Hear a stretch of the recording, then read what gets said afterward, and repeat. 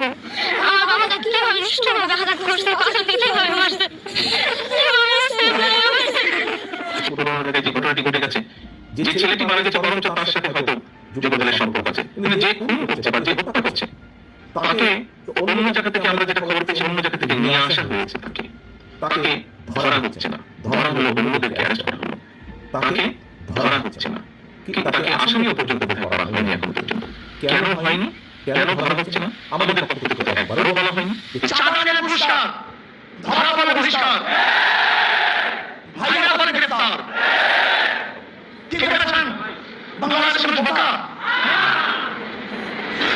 আজকে আমাদেরকে চিন্তা করে ফেলছে দল এই খুনের দায়িত্ব গ্রহণ করে না। আমি স্পষ্ট ভাষায় বলতে চাই, এই খুনের দায়িত্ব তাদের গ্রহণ করতে হবে।